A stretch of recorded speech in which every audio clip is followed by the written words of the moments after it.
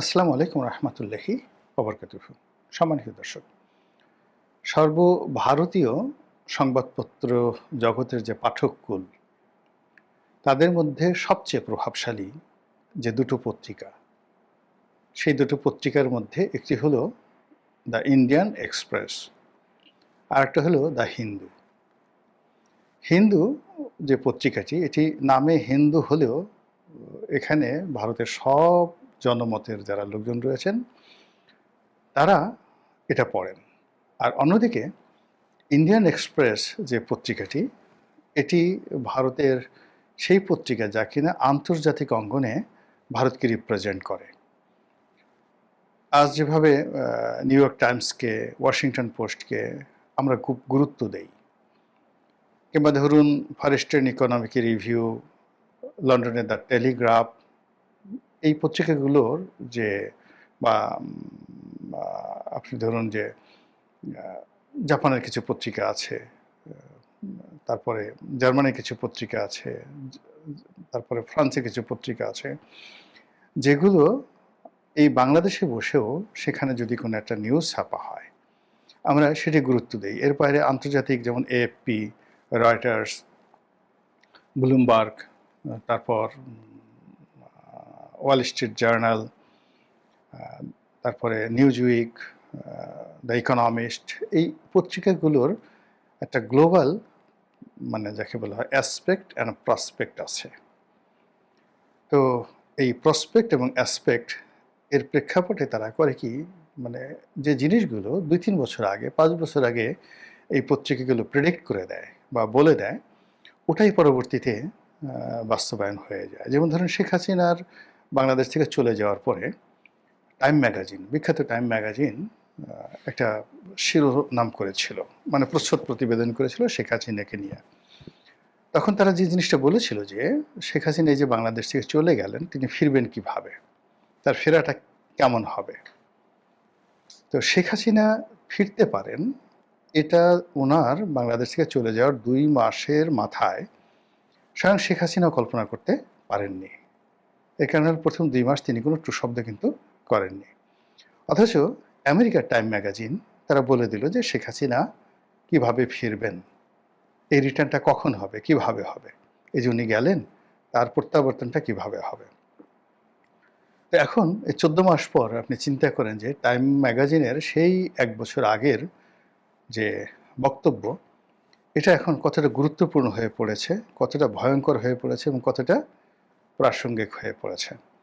তো এইরকম পত্রপত্রিকাগুলোর মধ্যে ভারতের সবচেয়ে যে পত্রিকাটিকে ইন্টারন্যাশনালি অ্যাকসেপ্ট করা হয়, যেমন আমাদের দেশের প্রথম আলো বা ডেইলি স্টার, আমাদের এই মাতব্বরিক শুধু বাংলাদেশের মধ্যেই।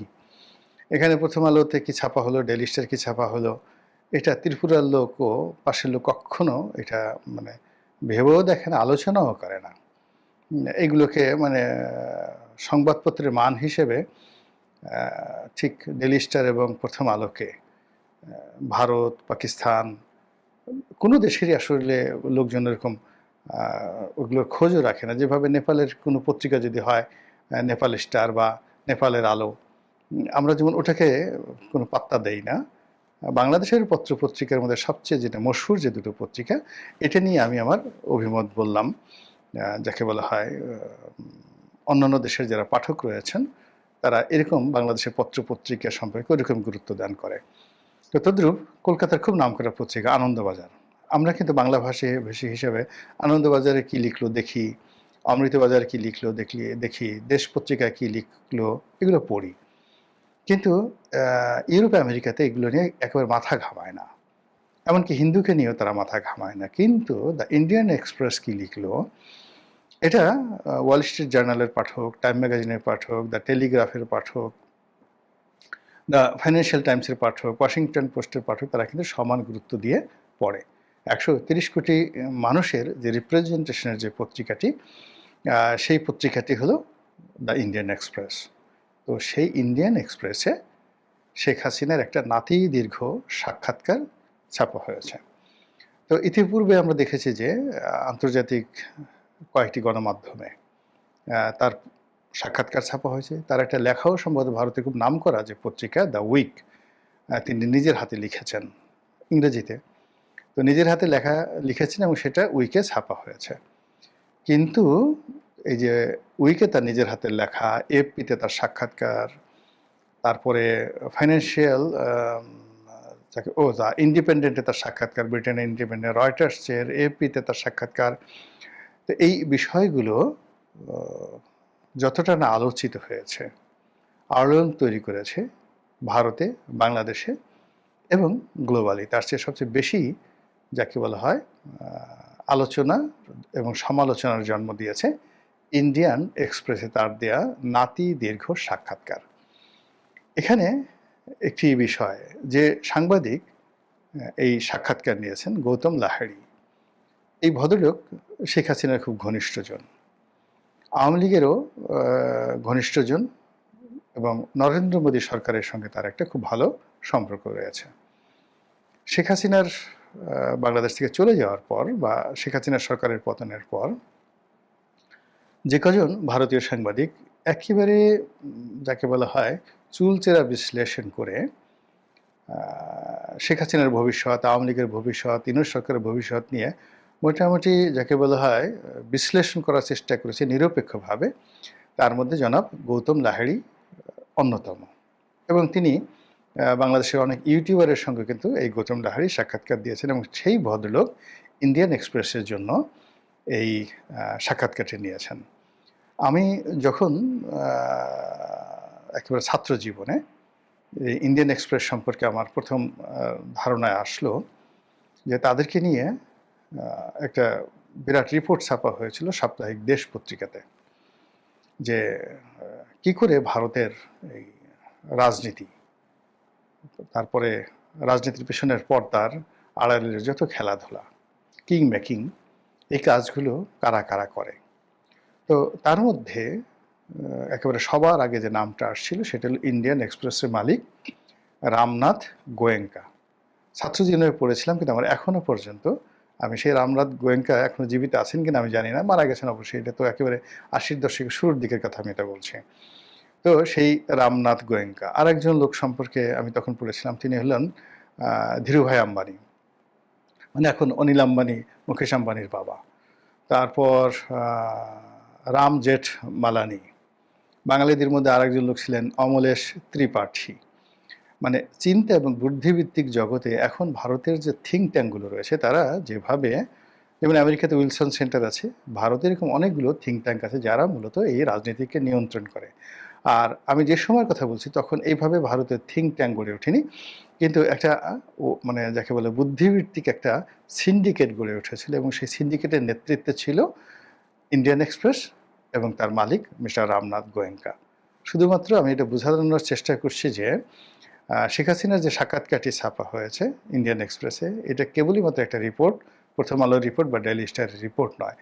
এটার সঙ্গে ভারতের মেধা, যোগ্যতা, তাদের ফরেন পলিসি, ভারত সরকারের পরিকল্পনা শেখ হাসিনাকে নিয়ে, সবই এই সাক্ষাৎকারের মাধ্যমে ফুটে এসেছে। এখন এই সাক্ষাৎকারে তিনি যে কথাগুলো বলেছেন, এগুলো নর্মালি শেখ হাসিনা বলেন না। শেখ হাসিনা যেভাবে বলেন, ইউনূসকে ফেলে দেব, আমি আসার সঙ্গে সঙ্গে তালিকা করে করে সবগুলোকে গ্রেপ্তার করব, সবগুলোকে ফাঁসিতে লটকাবো, আবার সেই যুদ্ধাপরাধীদের বিচার হবে, ওইবার যতটুকু ছাড় দিয়েছে এবার একটু ছাড় দেব না, চামড়া খুলে একেবারে কুচি কুচি করে কই মাছের মতো যাকে বলা হয় কেটে, তারপর ওর মধ্যে লবণ দিয়ে মরিচ দিয়ে ঢুকিয়ে এরপরে আবার সেই লবণ মরিচ যেন ধুইতে না পারে চামড়া সেলাই করে দেব। মানে দিস সর্ট অফ অ্যাগ্রেসিভ ল্যাঙ্গুয়েজে আমরা শেখ হাসিনাকে সবসময় দেখতে অভ্যস্ত। কিন্তু সেই শেখ হাসিনা এই সাক্ষাৎকারে প্রথমবারের মতো বিনয়ী হয়েছেন এবং তিনি রাষ্ট্রনায়কোচিত মনোভাব নিয়ে যেভাবে তার শাসন আমলের সকল দায় দায়িত্ব স্বীকার করেছেন, যে হ্যাঁ ওই সময় যত ভালো কাজ হয়েছে, যত মন্দ কাজ হয়েছে, সেটা কিভাবে হয়েছে সেটা পরের বিষয়। ফার্স্ট থিং হলো, যেহেতু আমি রাষ্ট্রপ্রধান, সরকার প্রধান ছিলাম, কাজে দায় দায়িত্ব তো আমারই, এবং আমি ওই সময়টাতে যে সকল ঘটনা ঘটেছে, যত প্রাণ ঝরেছে, যত মানুষ নিহত হয়েছে, প্রথমত সবার ব্যাপারে আমি দুঃখ প্রকাশ করছি, সহমর্মিতা প্রকাশ করছি এবং প্রতিটি প্রাণের জন্য আমি আফসোস করছি। মানে এই একটা কথা, যেটা শেখ হাসিনার কাছ থেকে আশাই করা যায় না। যখন এই কথাগুলো বলবেন, ধরে নিতে হবে যে তখন তার একটা মাস্টার প্ল্যান নিয়ে তিনি এগুচ্ছেন এবং সেই মাস্টার প্ল্যানের পেছনে আর বড় বড় মাস্টারের যাকে বলা হয় ব্রেন কাজ করছে। তিনি তার সেই সাক্ষাৎকারে ডক্টর মোহাম্মদ ইউনূসের সরকারের যে সমালোচনাগুলো করেছেন টু দি পয়েন্টে, এটাও শেখ হাসিনার কাছে আশা করা যায় না। তিনি খুবই ইন্টেলিজেন্টলি, প্রফেশনালি এবং পলিটিক্যালি যে সকল অভিযোগ ডক্টর মোহাম্মদ ইউনূস এবং তার সঙ্গী সাথীদের বিরুদ্ধে এনেছেন, এটা রাজনীতির পরিভাষা নয়, এটা কূটনীতির পরিভাষা, এটা বিচারের পরিভাষা, এর সঙ্গে আইন জড়িত, এর সঙ্গে আন্তর্জাতিকতা জড়িত এবং আরও অনেক কিছু। ঠিক সেইভাবে ডক্টর মোহাম্মদ ইউনূসকে নিয়ে, তার সরকারকে নিয়ে তিনি কতগুলো অভিযোগ উত্থাপন করেছেন। নিজের বিচার সম্পর্কেও তিনি মানে যে কথা বলেছেন, এটাও একটা অসম্ভব রকম চ্যালেঞ্জ বর্তমান সরকারের জন্য।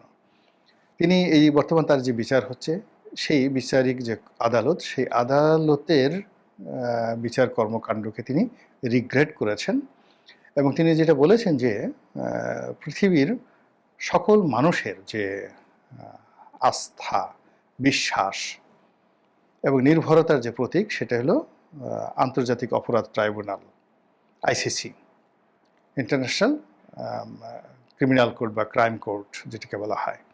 তো সেই আইসিসি যেখানে নেতানিয়াহুর বিরুদ্ধে ওয়ারেন্ট ইস্যু হয়, যেখানে বসনিয়া হার্জেগোভিনা, যুগোস্লাভিয়ার যুদ্ধাপরাধীদের বিচার হয়েছে এবং এই আইসিসির একটা রিপোর্টে আমাদের দেশের সব কিছু তছনছ হয়ে যেতে পারে। তো তিনি সরকারের প্রতি আহ্বান জানিয়েছেন যে তার বিরুদ্ধে যে অভিযোগগুলো রয়েছে, সেই অভিযোগগুলো আইসিসিতে নিষ্পত্তি হতে পারে।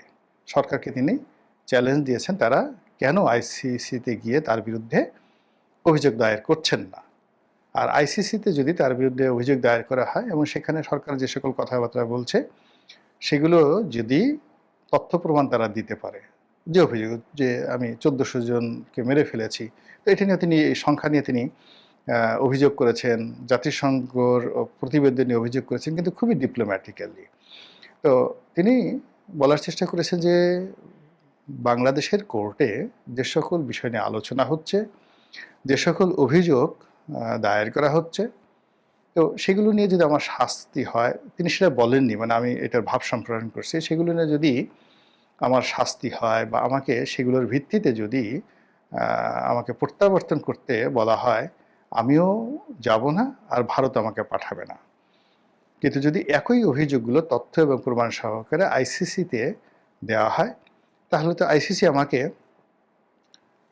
ওয়ারেন্ট ইস্যু করে দেবে, আমাকে ধরে নিয়ে যাবে এবং সেখানে আমার বিচার হবে এবং আরও দৃষ্টান্তমূলক বিচার হবে। এবং বাংলাদেশের জন্য এটা একটা বিরাট সুযোগ যে এরকম বাংলাদেশের একজন সরকার প্রধান যে কিনা ক্ষমতায় থেকে এত বড় মানবতা বিরুদ্ধে অপরাধ করেছেন, কাজেই তার এই বিচার আইসিসিতে হতে পারে।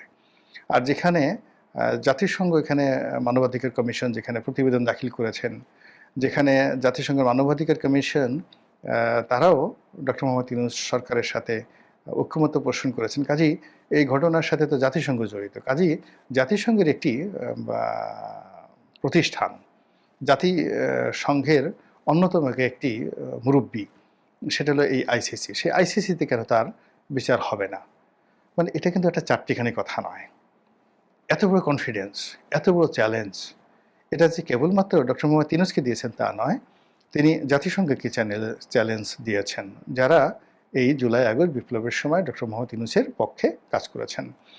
জাতিসংঘের মানবাধিকার সংস্থাকে, অর্থাৎ সাধারণ পরিষদের মহাসচিবকে চ্যালেঞ্জ দিয়েছেন, মানবাধিকার সংস্থা যারা অফিস করেছে তাদেরকে চ্যালেঞ্জ দিয়েছেন, ডক্টর মোহাম্মদ ইউনূসকে চ্যালেঞ্জ দিয়েছেন, এমনকি আইসিসিকেও তিনি চ্যালেঞ্জ দিয়েছেন।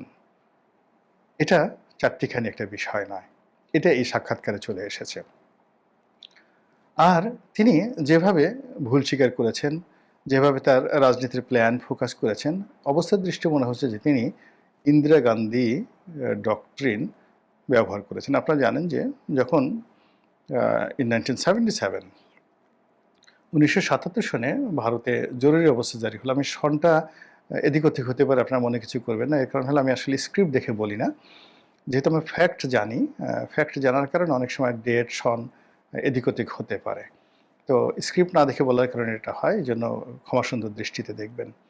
তো যখন ইন্দিরা গান্ধী সেই তাদের দেশে জরুরি অবস্থা জারি করলেন এবং সেই জরুরি অবস্থা প্রয়োগ করতে গিয়ে সারা ভারতবর্ষে অনেক হতাহত হলো এবং ভারতের যত শীর্ষস্থানীয় রাজনৈতিক নেতৃবৃন্দ তাদেরকে তিনি গ্রেপ্তার করলেন, বড় বড় ব্যবসায়ীদেরকে তিনি গ্রেপ্তার করলেন।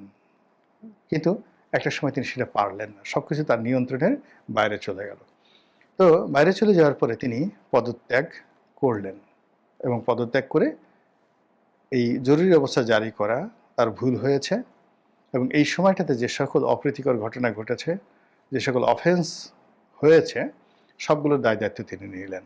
মানুষের রাগ কমে গেল। রাগ কমে যাওয়ার পরে মাত্র 3 বছরের মাথায় তিনি যে জাতীয় নির্বাচন হলো সেই নির্বাচনে বিপুল সংখ্যাগরিষ্ঠতা নিয়ে তিনি আবার ক্ষমতায় এলেন। এই যে তার ক্ষমতায় ফেরা এবং আত্মপক্ষ সমর্থন করা, এটি ভারতের রাজনীতিতে এখন ইন্দিরা গান্ধীর ডক্ট্রিন হিসেবে পরিচিত। তো সেই দিক থেকে শেখ হাসিনার এই যে হঠাৎ পরিবর্তন, ইন্ডিয়ান এক্সপ্রেসে তার সাক্ষাৎকার এবং এই সাক্ষাৎকারের মধ্যে তিনি যে সাবমিশন দিয়েছেন, যে ফোকাস দিয়েছেন, যে মিশন দেখাচ্ছেন, যে ভিশন দেখাচ্ছেন, যে লিবারেলিজম দেখাচ্ছেন, এটি তার কাছ থেকে বা আওয়ামী লীগের কাছ থেকে সেই 1981 সন থেকে আজ অবধি কেউ আশা করেনি। কিন্তু এই যে তার যে ইউটার্ন, হঠাৎ করে ইউটার্ন, এর সঙ্গে মনে হচ্ছে যে তার যারা পরামর্শদাতা, তার যারা প্রমোটার এবং তার এই ক্ষমতায় ফেরার ব্যাপারে যারা ভারতে এবং আমেরিকাতে, ইংল্যান্ডে, ফ্রান্সে, ব্রাসেলসে, মানে ইউর সদর দপ্তরে, নেদারল্যান্ডসে, মানে আন্তর্জাতিক আদালত তো হেগে, সেখানে সুইজারল্যান্ডে যারা লবি করছে, হাজার হাজার মানুষ কিন্তু যার যার অবস্থান থেকে লবিং করছেন। তো তাদের একটা কম্প্যাক্ট গ্রুপ যে কাজ করছে এবং সেই কাজের ভিত্তিতে শেখ হাসিনার নিকট যে পরামর্শগুলো তারা উপস্থাপন করেছেন এবং সেইভাবেই তিনি নিজেকে প্রস্তুত করে এই রকম একটা সাক্ষাৎকার দিয়েছেন বলেই যারা রাজনৈতিক বিশ্লেষক তারা বলার চেষ্টা করছেন। এখন শেখ হাসিনা তো দিবারাত্র কাজ করে যাচ্ছে না, আওয়ামী লীগও দিবারাত্র কাজ করে যাচ্ছে, বিএনপিও করছে, জামাতও করছে, আর ডক্টর মোহাম্মদ ইউনূসও কাজ করে যাচ্ছেন।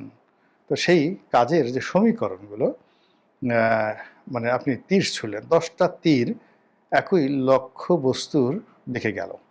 এখন তীরের ফলায় ধরুন একটা বিন্দু আছে, আর লক্ষ্যবস্তু সেখানে একটা বিন্দু আছে। তো একসাথে 20 জন তীরন্দাজ সেই লক্ষ্যবস্তুকে কেন্দ্র করে তীর ছুড়ল। এখন এখানে তো একসাথে সব তীর যদি একসাথে যায় তাহলে তো একটাও লাগবে না, বা একটা তীরের সঙ্গে যদি আরেকটা লেগে যায় তাহলে আগেই সেগুলো পড়ে যাবে। তো এক্ষেত্রে লক্ষ্যবস্তু স্পর্শ করার জন্য কি দরকার? প্রথমত টার্গেট, নিখুঁত টার্গেট, একেবারে ওই পিন পয়েন্টে গিয়ে আপনার তীরটি লাগবে। আর দ্বিতীয় যে জিনিসটি সেটি হলো গতি, দুর্বার গতি, মানে যারা তীর ছুঁড়ছেন, যার তীর যত গতি পাবে সেই আগে গিয়ে সেখানে লক্ষ্যবস্তু ভেদ করতে পারবে। এখন আমাদের রাজনৈতিক দলগুলো সবাই চেষ্টা চালাচ্ছে, কিন্তু লক্ষ্যবস্তু কি, পিন পয়েন্ট কি? এটা কি মানুষের হৃদয়, মানুষের মন, নাকি ডক্টর মোহাম্মদ ইউনূসের মন, নাকি দিল্লি আমেরিকা ডোনাল্ড ট্রাম্পের মন? আমার কাছে মনে হচ্ছে যে জনগণের যে মন, মস্তিষ্ক, চিন্তা এবং চেতনাকে এখনও বাংলাদেশের রাজনৈতিক দলগুলো লক্ষ্যবস্তুতে পরিণত করতে পারেনি, যেটি শেখ হাসিনা করতে পেরেছেন। আবার বলছি যে ক্ষমতায় যাওয়ার জন্য জনগণকে রাজি করাতে হবে, খুশি করাতে হবে, তাদের মনে পরিবর্তন আনতে হবে, তাদের মনে শান্তি দিতে হবে। এই লক্ষ্যবস্তুটি শেখ হাসিনা যেভাবে ইন্ডিয়ান এক্সপ্রেসের সাক্ষাৎকারের মাধ্যমে স্থির করতে পেরেছেন, সেখানে জামাত, মক্কা মদিনা, তুরস্ক, পাকিস্তান ইসলামাবাদ, যমুনা, আমেরিকা, বেইজিং, এই জায়গাতে যেভাবে দৌড়াদৌড়ি করছে, বিএনপি যেভাবে একবার লন্ডনে, একবার যমুনাতে দৌড়াদৌড়ি করছে, একবার পাকিস্তানে, একবার চীনে যেভাবে দৌড়াদৌড়ি করছে, আপনি বুঝতে পারছেন যে কেবলা কয়টা হয়ে গেছে। আর এনসিপি তাদের তো আসলে যমুনা, রাজু তো এখন আর নেই, শুধুমাত্র যমুনা কেন্দ্রিক তাদের লক্ষ্যবস্তু। কিন্তু জনগণকে কেন্দ্র করে তাদের লক্ষ্য বস্তু হয়নি, ২ নম্বর হলো গতি। তো এখন আপনাকে যেখানে রকেটের গতি, সেখানে আপনাকে যাকে বলা হয়, যদি আপনি নসিমন ভটভটি দিয়ে বা দেখা গেল চাঁদের গাড়ি, সেই দ্বিতীয় বিশ্বযুদ্ধের সময় যেই গাড়িগুলো পার্বত্য চট্টগ্রাম এলাকাতে রেখে গিয়েছিল ব্রিটিশ আর্মিরা, সেই গাড়িগুলো এখনও চলতেছে, যেগুলোকে বলা হয় চাঁদের গাড়ি। তো আপনি চাঁদের গাড়িতে করে চাঁদে যাবেন, এটা আপনার যত বছর লাগবে, আর রকেটে করে চাঁদে যাবেন, এই দুইটার মধ্যে ডিফারেন্স আছে। তো সেক্ষেত্রে বাংলাদেশের এই যে এখন বর্তমান যে রাজনীতির অবস্থা, এখানে আপনার জনগণের মন রাজি এবং খুশি করানোর জন্য বা তাদের মন এবং মানসিকতায় পরিবর্তন আনার জন্য একটা লক্ষ্যবস্তু। আর একটা হলো রাষ্ট্রের যে সকল পেশি শক্তিগুলো রয়েছে, বাহিনীগুলো রয়েছে, বিদেশি দাতা সংস্থাগুলো রয়েছে, ফাইন্যান্সিয়াল ইনস্টিটিউশনগুলো রয়েছে, তারপরে ব্যবসায়ী সমাজ রয়েছে, তাদেরকে ইনফ্লুয়েন্স করার জন্য, আপনার যে প্রেশার দরকার, সেই প্রেশারটা হলো আন্তর্জাতিক গণমাধ্যম। তো আওয়ামী লীগ এবং শেখ হাসিনা যেভাবে আন্তর্জাতিক গণমাধ্যমকে টার্গেট করে তাদের মাধ্যমে তাদের বক্তব্যের যে গতি, যে স্পিড তারা তৈরি করতে পারছে, সেটা আওয়ামী লীগের যারা প্রতিপক্ষ নিজেদেরকে ভাবেন, বা আওয়ামী লীগের যারা মনে করেন যে এটার কোনো অস্তিত্বই নেই, তারা সেই বাংলাদেশ সংবাদ সংস্থা বাসস, কিংবা ধরুন একটা প্রেস কনফারেন্স, কিংবা বাংলাদেশে একটা মিডিয়ার যে বক্তব্য, এটার উপরে জাস্ট নির্ভর করে যদি চোখ বুজে থাকেন, আমার কাছে মনে হচ্ছে যে আখেরে মানে শেষ অবধি তাদের ফলাফল তাদের পক্ষে থাকবে না। মহান আল্লাহ আমাদের সবাইকে হেদায়েত দান করুন এবং হেফাজত করুন। আসসালামু আলাইকুম ওয়া রাহমাতুল্লাহি ওয়া বারাকাতুহু।